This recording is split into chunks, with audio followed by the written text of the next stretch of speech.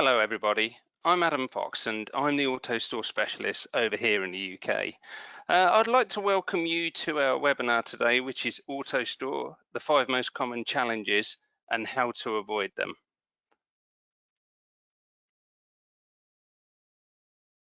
Before we get into the webinar itself, a little bit of housekeeping for us. You should see a box down on your right hand side where you can put questions in a box. Any questions, please put them in there. We've got a bit of time towards the end of the webinar where we can answer your questions. If they're more long-winded or more technical, there's an email address you can see on screen now, which is info.na@swisslog.com. if you want to contact us, or you've got any suggestions for future webinars, whatever you'd like to talk to us about, please contact us on that email. And we'd really value some feedback. We're just starting these webinars in these circumstances, so it'd be good to know how you feel about the format and how things could get better, etc. So I'd like to introduce you to my colleague, Coleman Roche. He'll be joining me today. He's the Vice President Sales Consulting for retail and e-commerce in North America. Hi, Coleman. Morning. How is everyone? And good afternoon, depending on time zone, of course. Thank you very much, Coleman. So, just wanted to say thank you, everybody, for joining this webinar, particularly at such difficult times. Moreover, I'd like to thank anybody who is involved in food supply chain, pharmacy, or essential services. They're doing such an amazing job at such difficult times globally. We really thank you. Let's move on with the webinar then. So, what qualifies AutoStore to talk about the 5 challenges? Well, Swisslog, we have over a decade of experience in AutoStore with over 200 projects sold globally, and more than 20 of those have expanded. One of the features of AutoStore is it's such a flexible solution, they often expand, and we find a lot of our clients do that, and more than 20 have done that. Looking at some of the raw stats, 4.8 million bins we've supplied to clients and over 6,000 robots. But I did want to draw you to the stat on the bottom, which is the 99.6% availability. We're really proud of that at Swisslog because we have a fantastic record of keeping clients' AutoStores at a very high rate. I know of sites here in the UK where we're doing better than that even, but it's an incredibly high rate of availability of an automated system. Now, some of you watching will know a lot about AutoStore. Others, it'll be fairly new to them. So I thought what we would do is just recap with a short video, if we may.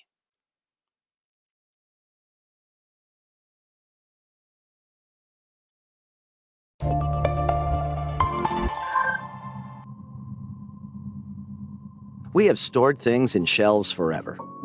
It's natural to us. We want things to be within an arm's reach. Robots, on the other hand, shouldn't have to. They shouldn't need rows of shelves or long walkways. So why waste time on shelf-based solutions when AutoStore is here? AutoStore is a cube-based system, making use of all space for proper warehousing. Turn that wasteful air into storage and double, triple, or even quadruple the inventory capacity without moving to a new building.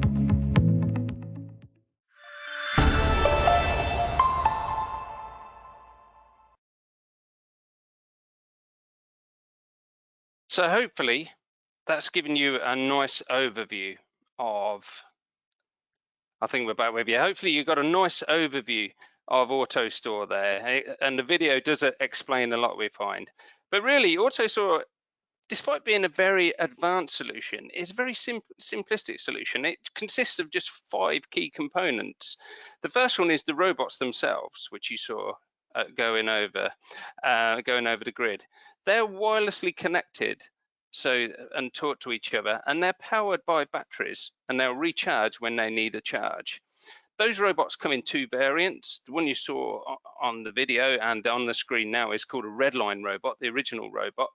But just recently, a new robot's come on the scene, which is a Blackline, which is a faster robot, with lithium-ion battery technology, and that can achieve speeds of up to 4.4 meters a second, which is very fast. Now, the bins are superb for AutoStore. They're really good size, 650 by 450. Incidentally, if you want to get an inch comparison to that, have a look on the Swisslog.com website. But they're really good size for manual applications. We find with our customers that things fit really well into these bins, and they're available in 3 heights. There's a small, medium, and tall. Now the medium, the 330 or 13 inches, is very frequently used, and all of those bins will hold up to 30 kilograms or 66 pounds if you work in pounds, and they're available in the standard plastic, which is the vast majority, or we do them in anti-static format as well. The great thing about AutoStore bins, they are very dividable. So there's a range of dividers, and you can divide these bins into up to 32 locations. So you can get a lot of different SKUs into one bin. So the third main component of AutoStore is the aluminium grid. That's a skeletal framework that supports AutoStore, and it has 2 key functions. One, it aligns the bins in a perfectly symmetrical stack, and 2, it creates a rail track which the robots can move forwards, backwards, left, right. That might be better to you, but it's very extendable as well. It's ever so easy to extend, easy to install, and a very innovative solution. The fourth component, the workstations, or we know as ports in AutoStore language.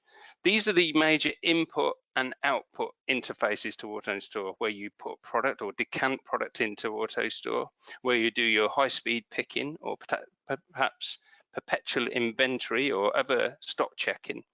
And they come in a different variety of formats to meet the application that's required.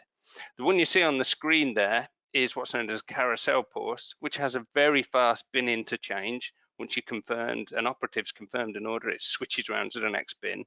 So that makes it a very fast picking port. Now, no means least on this is the 5th component, which is the software, which is the brains around AutoStore.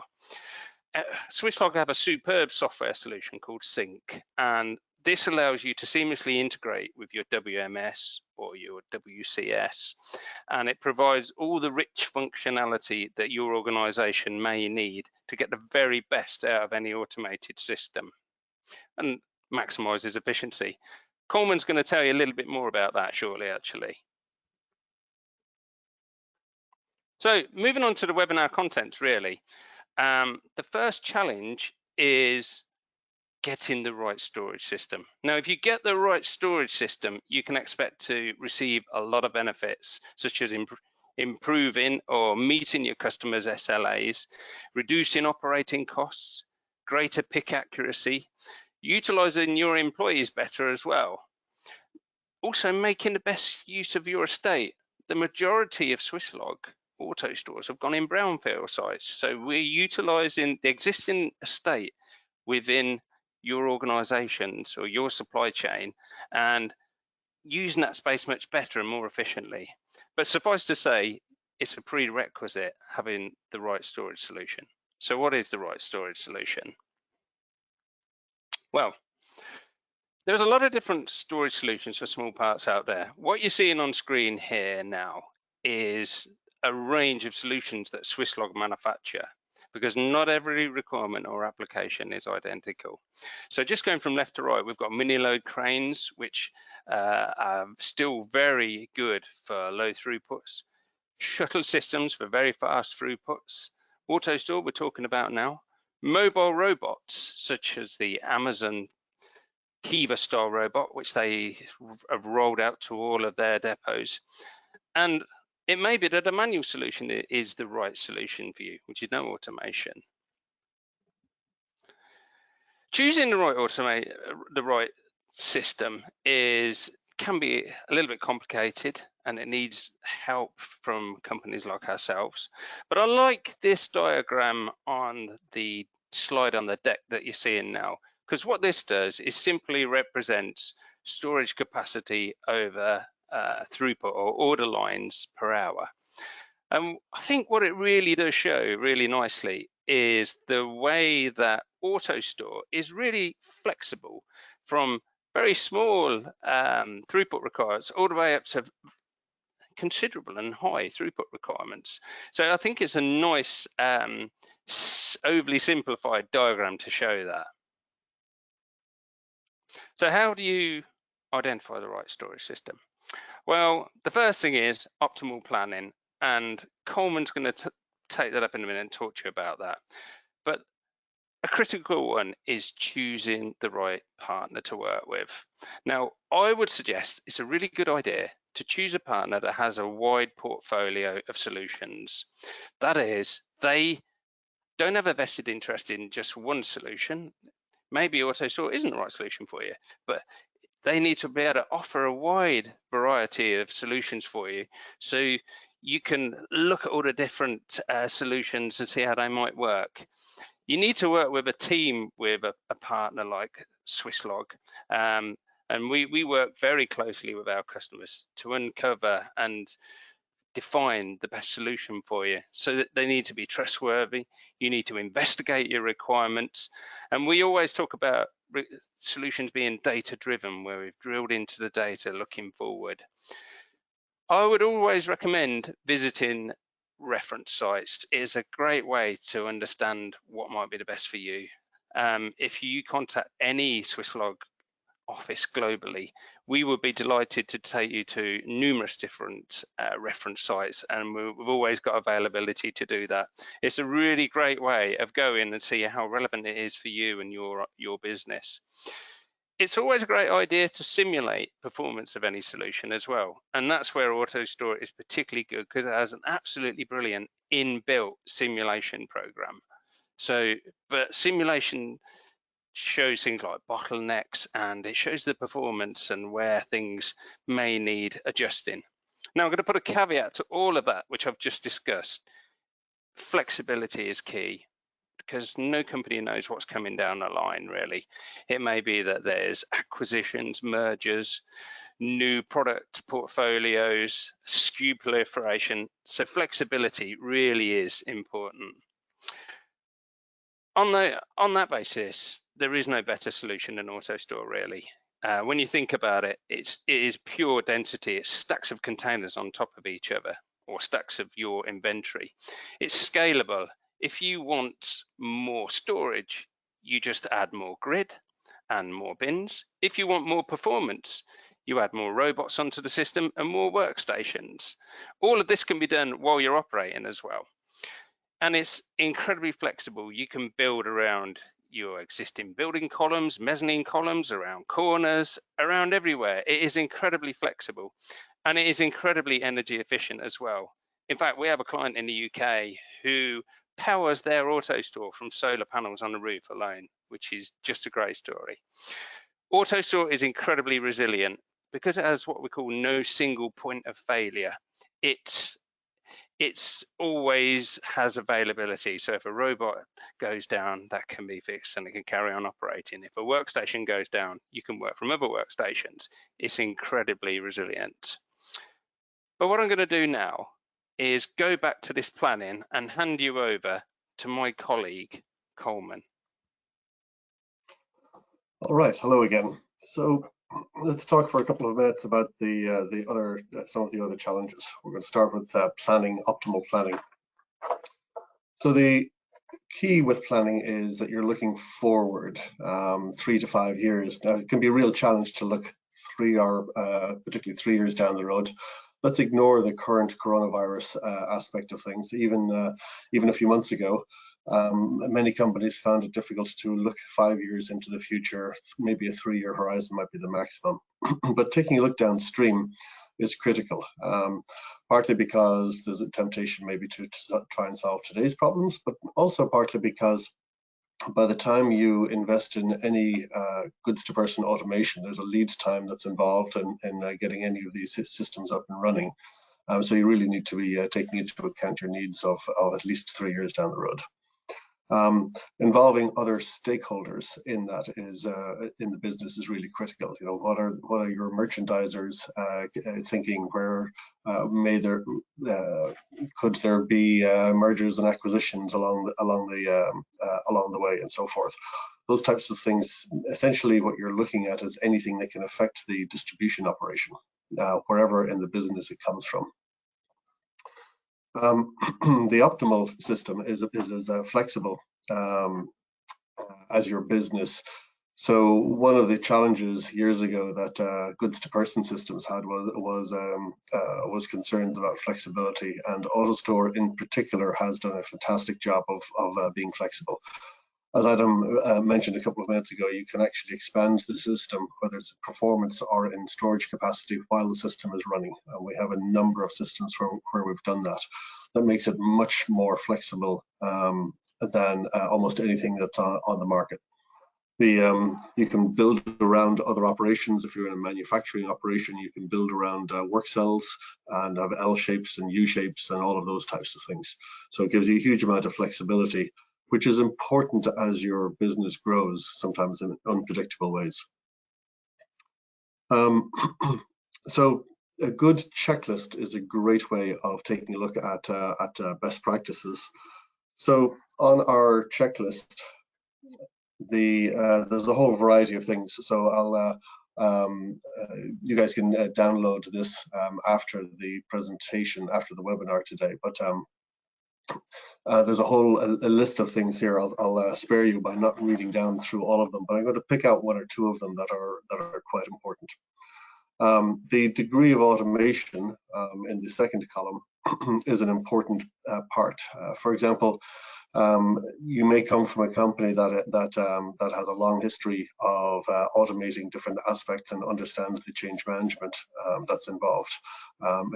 You're working closely with a supplier who should have significant experience in providing automation, and you may have all of the change processes in your organization.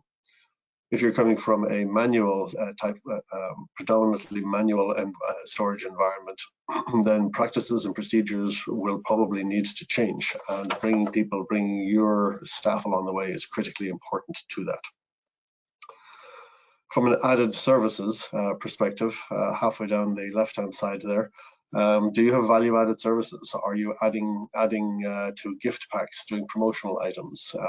Do you have something special that you do, wrapping services or those types of things that need to be taken into account in things like workstation design around an AutoStore, or by moving picked contents from an AutoStore to other parts of your building?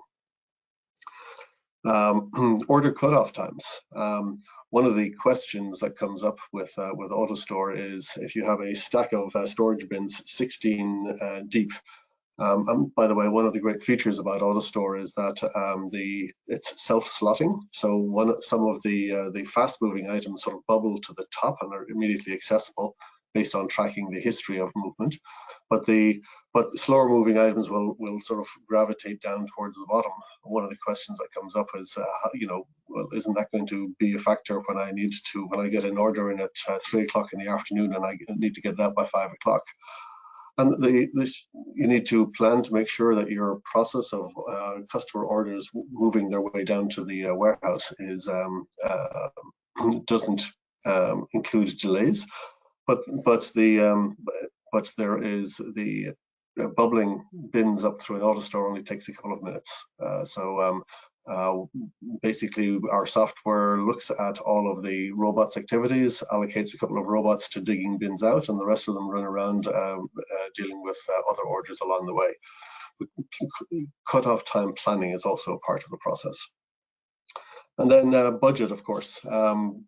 It's funny, oftentimes people naturally think in terms of return on investment, which is a very important component of selecting any system. But the other equally important component is today's capital constraints, whatever those are. Your company may be reserving capital for increased production planning, for opening more storefronts and those types of things. You're usually in competition for capital allocation, So what kind of a capital is available to start the ball rolling? So moving on, choosing the right software is also an incredibly important part of it. So there's an element of due diligence that's really needed when it comes to the right software, because the software is what brings the whole warehouse together. Your AutoStore, your other storage mediums, the conveyor that's associated, the tracking that's necessary, and so forth. And the wrong software can really drive up operational costs. Poor process planning and execution within the software. Mismatched validation steps. Most software can have multiple layers of validation depending on the kind of business that you're in. For example, in the medical care and food supply businesses, there's a lot of things like lot tracking and perhaps serialization and those types of things, which aren't needed for other business. So things like that can really add time to operational processes if configured incorrectly. And the flexibility of your company and logistics is often determined by that of your software, which is not a comfortable thought. However, it does emphasize that you need to pay close attention to the software. It's easy to become focused on, if you like, the sexiness of the technology that's being deployed. Robot technologies and so forth fall into that category, and to overlook the software. Software is extremely important. So the next, please. The perfect software. Really, your potential supplier should have a long history.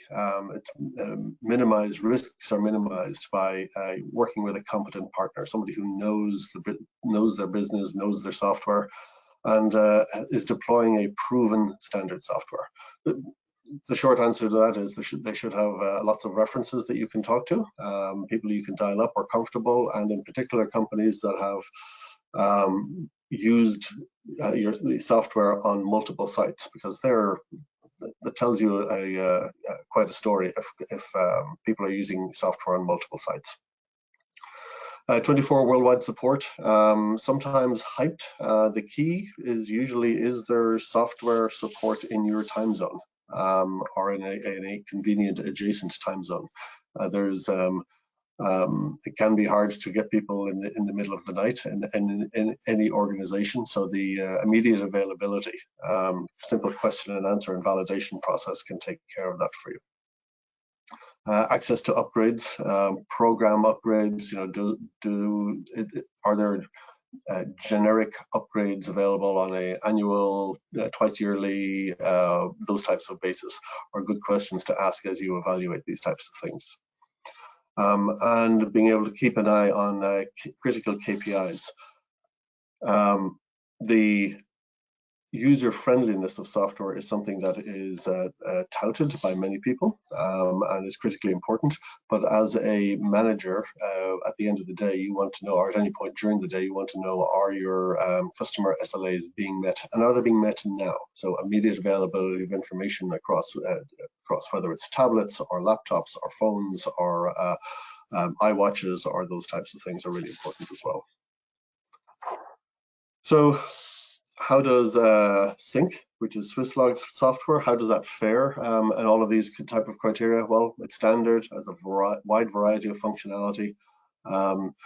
It has interfaced with quite a large variety of different host systems, be they other WMSs that are deployed on widely, like the SAPs and Manhattans and so forth of this world, and also a lot of the lesser or homegrown host systems. A particular strength is the user interfaces, which is really important because after all, you want your staff to be dealing with information and getting into rhythms which lead to performance with your system, and you want them to not have to be dealing with difficult interfaces. And of course, business intelligence services, the accessibility of business intelligence services are really important. So on the last slide on the software end of things, And another important thing is when you look at the history of lots of companies and how they developed software, there are lots of companies out there who started with a particular technology and developed software around it, and sometimes that software is clunky in other arenas.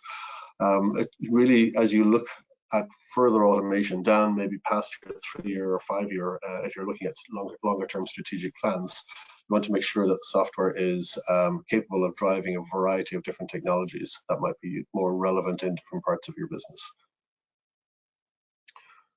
Our next topic is on the integration side.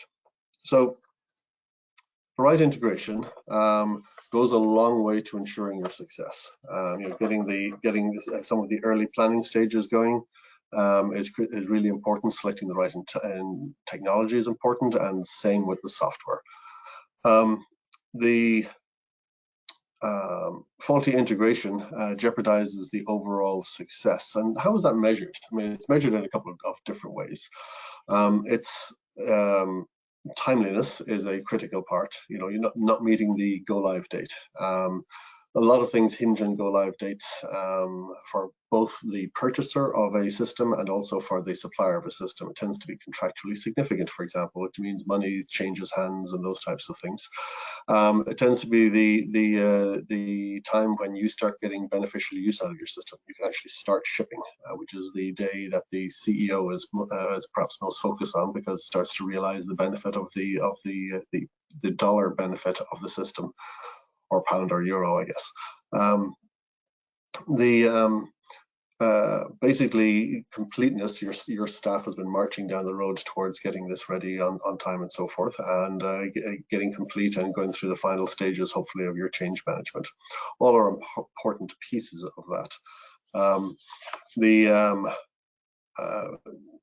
So one of the focuses tends to be, as a purchaser, one of your focuses tends to be on the ability of the supplier, and quite rightly. Does the supplier have experience? Do they have lots of good references? Can they talk through comfortably with the software? Because the supplier's comfort level of being able to answer questions and their timeliness in the sales process gives you a clue as to how they react during later, once you're both committed. But the other side of that coin is focusing on your staff as well.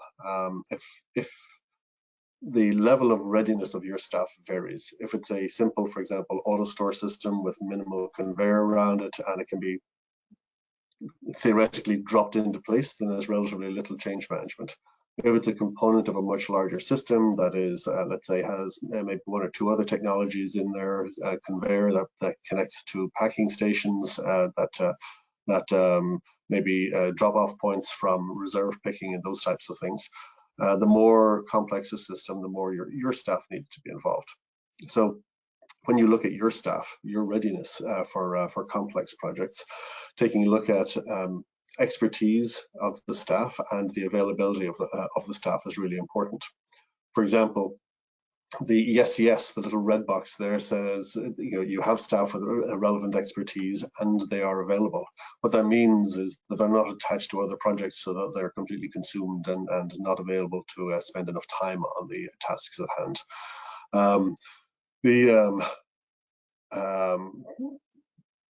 Trying to stuff, as it were, staff who are enthusiastic but don't have the expertise can create some issues. Down the right hand side of the page, we talk about a little bit about maybe learning curves involved. It could be learning curves on your own processes, on the new processes, the technologies that's involved, the project management that's involved, and those types of things. So that's not necessarily a no, you shouldn't do that, because there are lots of times when you have to make the decisions you need to make to have the business run, but recognize that it may add some complexity to the project, may add a little bit of risk, and potentially that may be worth taking into account on how the interactions with the supplier are set up. If you have nobody with expertise and no availability, then you're in a really dangerous area. It's time to step back and think about how you should go about these. So the next slide touches on possible solutions. Can you reallocate expert staff? That usually means you tend probably not to have staff sitting around waiting for large projects to handle. So if you can reallocate expert staff, which means putting other projects on hold or deprioritizing them or those types of things, maybe you can delegate project team functions to subordinates. Test succession paths, those people that you've identified as being, really having growth opportunities within the company, who have particularly quick learning curves. Some of those are the types of things that you can look at to fill the gaps. Engaging external staff, consultants or contractors is a very valid way to go. Some companies do that routinely. For some, it's a new path and maybe a challenging path internally. But that is a valid way to go nonetheless. And then fudge through. I mean, fudging through, John working, 14 or 16 hours a day for months and months and months can lead to poor decisions and so forth, which add risk to a project. Fudging through is one of those things that is probably not a great way to go, but there are plenty of companies that do it. But don't be surprised at the risks along the way. So the final slide in this section is patience can actually help your success. Maybe not what you expect, but sometimes once you set sail, then you're dependent on the wind. One of the things that happens towards the end of a project is there is a temptation sometimes to go live early. The money is spent for the most part. And the benefits haven't really been felt yet. You're not really using the system. You're not getting that the promised and planned efficiencies and returns on the investment. So it can be tempting to skip steps. One of the truisms of doing any goods to person system is there's going to be testing time. You can do it in a controlled environment before go live, or you can do it when it's in production. But it will take testing. So if you do it, the drawback of doing it when it's already in production is the focus, of course, is getting stuff out the door on a daily basis. So the debugging and learning the system for your staff will take a back seat to getting product out the door.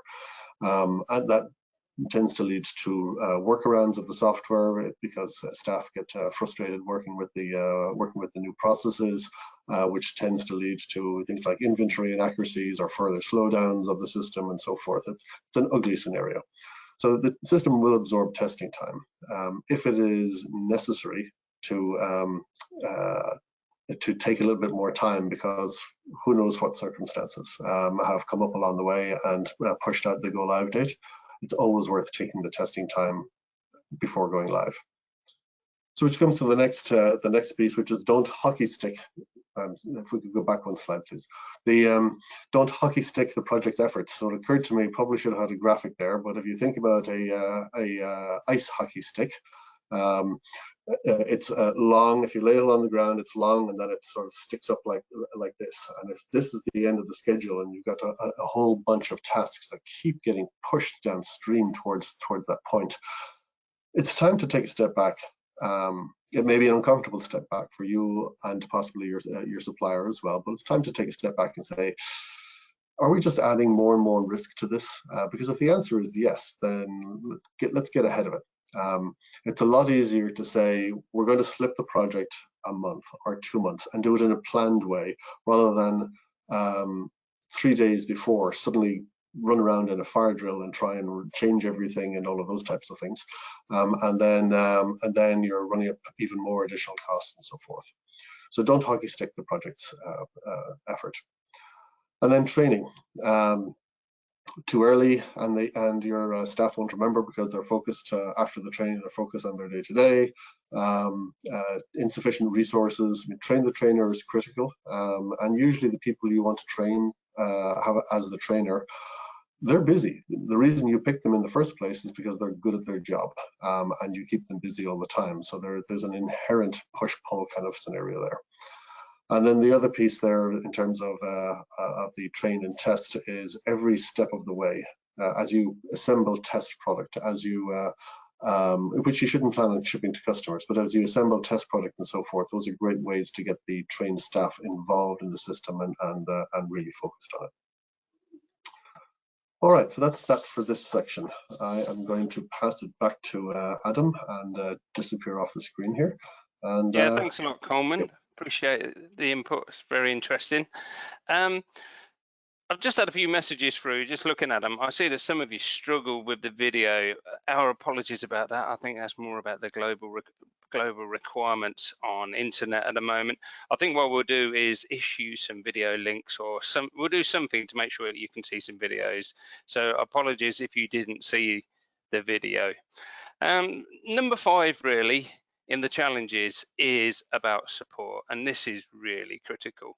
Having the right service and support for your AutoStore or any automated system is super critical. If it's really good, your system will get better and better. If it's not, you can expect to recoup some problems, you could say, such as poor system availability, problems with employee utilization, meeting KPIs and SLAs for customers, availability of inventory for orders for customers, and accuracy, etc. So you would have to ask the question, how do you get the right support? And this really comes back to what I was talking about earlier, is choosing the right partner in the first place. And I would suggest really that any partner that you work with on AutoStore has a real good pedigree in working with AutoStore and really understands the product in great detail. They should also have a very extensive organization in your location as well. You need to have that support rather than just 1 or 2 people. And I would suggest you need an accessible, straightforward structure. What I mean by that is that you can get to the people that you need to get to when you need to get them. So if you've got a problem, you know the structure and the protocol and the process to get an answer or get some action to put things right. And they should be passionate about the performance of your AutoStore, another solution, and I think that's something we are at Swisslog, is passionate about you getting the very best about what we put in for you.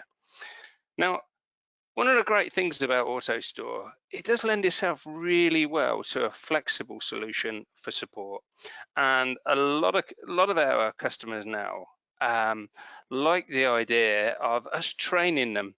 The pictures on the right hand side happen to show fixing servicing a carousel port there, and also servicing a AutoStore robot. And once staff are trained, there's a lot of basic and first level fixes and responses that your own staff can do. And a lot of customers want us to do this now. That is, we train their staff, their own maintenance staff take this on board and support the solution. And we support them with, say, planned servicing once or twice a year, depending on when it's required, or maybe breakdown services. But some people's AutoStores are so big and so critical that they need an on-site maintenance team. And for instance, we do that for Asda, which is a Walmart company in the UK. We have a very experienced, high-performing on-site team, and they also get better and better and better results out of that solution for them. But the point is, it lends itself very well to a flexible solution. So your service provider should offer a nice range of benefits for you. What we can do at Swisslog is we can constantly look at where you are and where your business is growing, and as part of our service we offer the ability to extend and modernize, so you're getting constantly the very best. You really ought to have a really good 24/7 support solution. So what we do at Swisslog, if you've got a problem anytime of any day, you can call up and very quickly you should be able to speak to somebody who understands your AutoStore system. It may be that they originally weren't putting it in as well, but you can get to resolve things or escalate things to get a resolution quickly.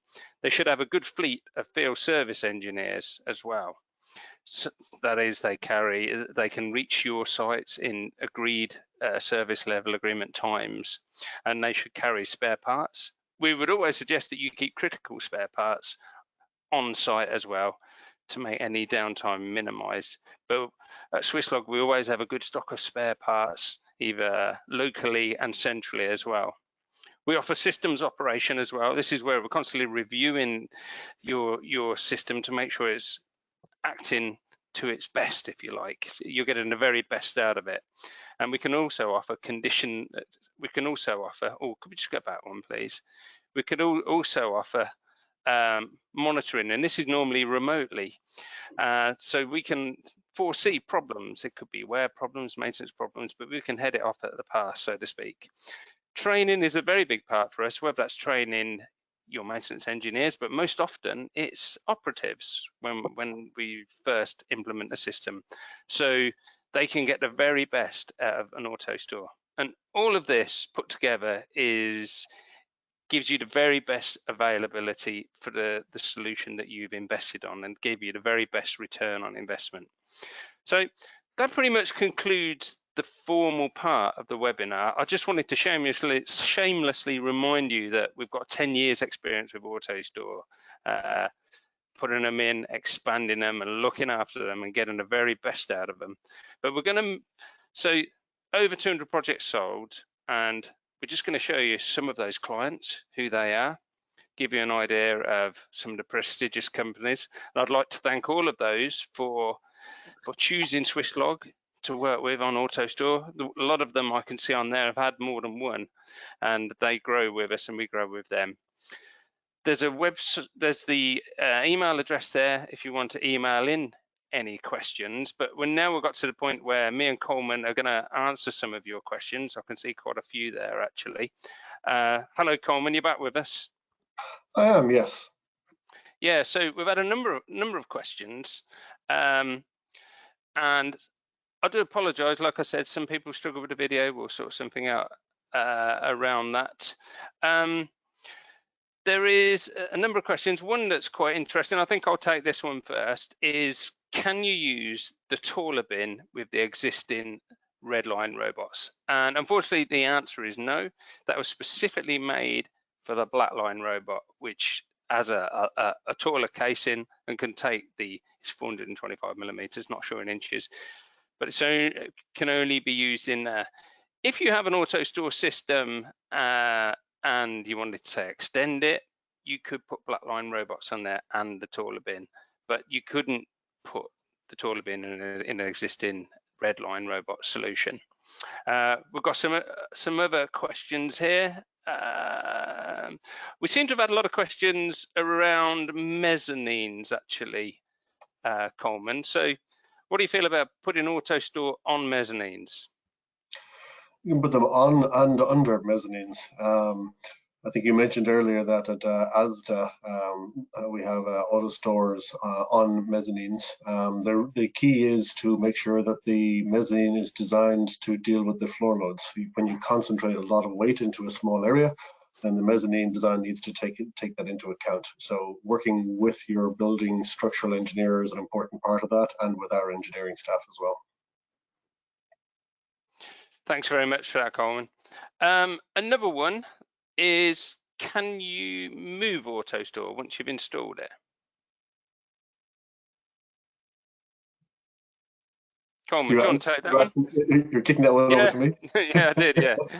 Yeah. Yes, to give you your name, yeah.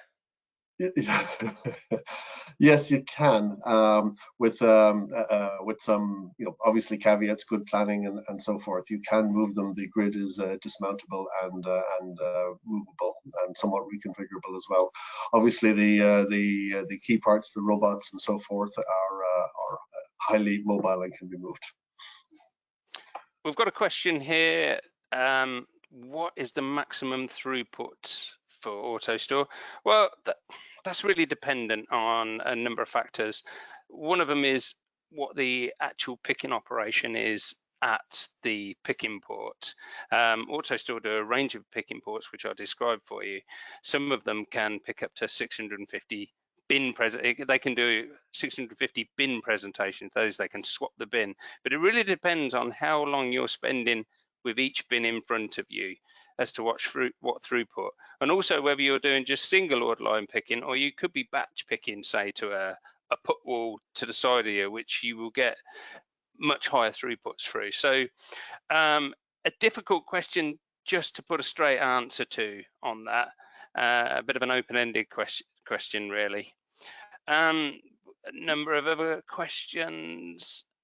So actually, in a way, that question goes to another question that was brought up, which is when would you pick AutoStore over a shuttle system? Because shuttle systems have high performance, and with AutoStore's development, with the combination of the black line and what's called the relay ports, which are high-speed storage bin interchange, the bin presentations per hour are now in the same area as shuttle bin presentations per hour. So from a throughput point of view, they are pretty close to being equivalent.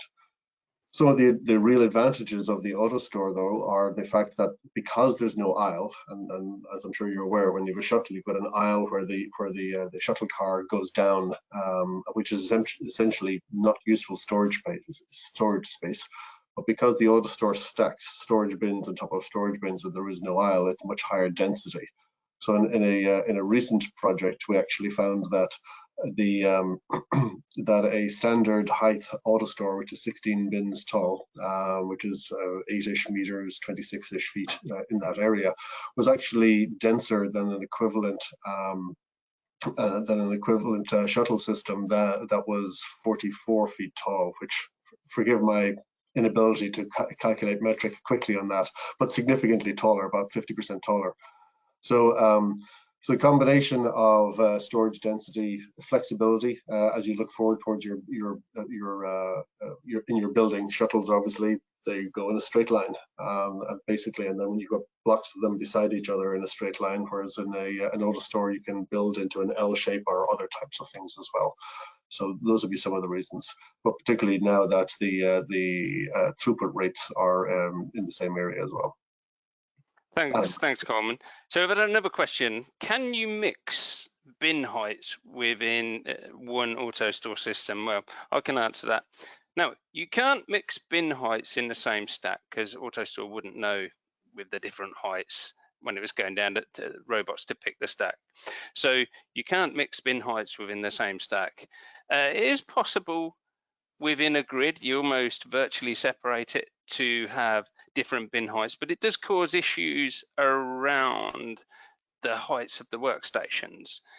Preferably, we like to have separate grids with separate heights. That is always the most simplistic way of working. And oftentimes, if you're thinking of the lower height bin, why not take the medium height and then just divide that up to give you a smaller dimensional area.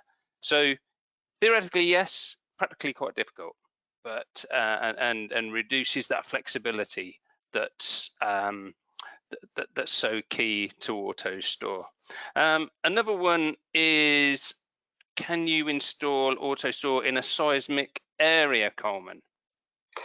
You can, and in a seismic areas in the US, we deal with seismic, particularly in the western half of the country, very regularly.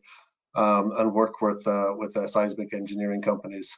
Essentially, you include into the design seismic columns, for want of a better word, and I don't mean like building columns, but basically structures where the that add reinforcement. They're reinforcement columns, if you like, and that deals with the whole question of sway and toppling momentum and those types of things that seismic calculations deal with.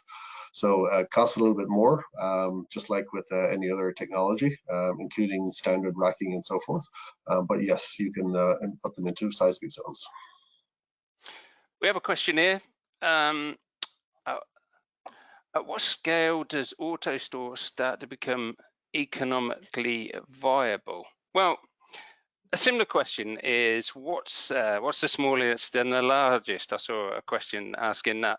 So the smallest AutoStore that Swisslog have realised is actually only 500 bins for in a Thailand shopping centre for a true corporation, and that's a very small one. But it's open-ended at both ends, really, is the truth. If the ROI works for the solution, it's fairly open-ended.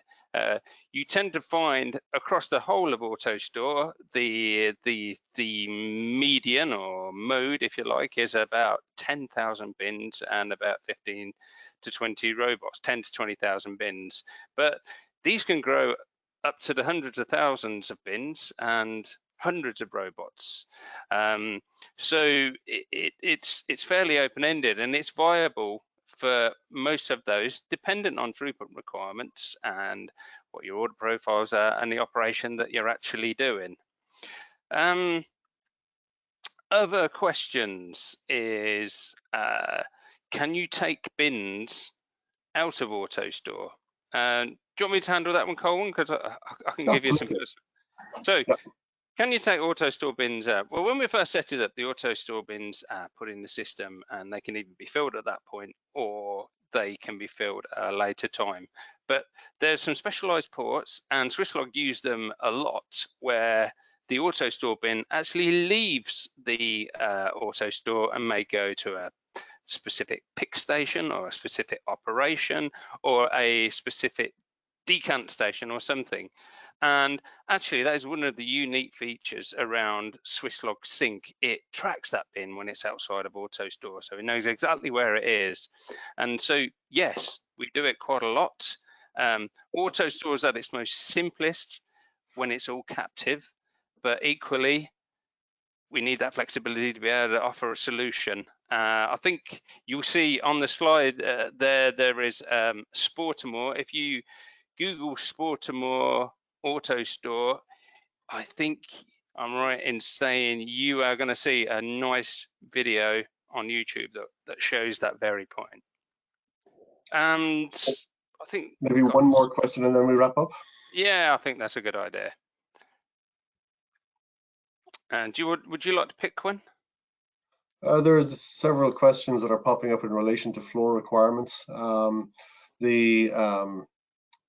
Floor requirement, yes, there has to be a certain amount of levelness. There's questions of what DIN requirements that they relate to and so forth. So if you floor requirements and how they are calibrated vary by country, or in some cases by standards, by standard setting organizations. So work with your local Swisslog branch, and they'll have a document that they can kick over to you and give you the relevant information.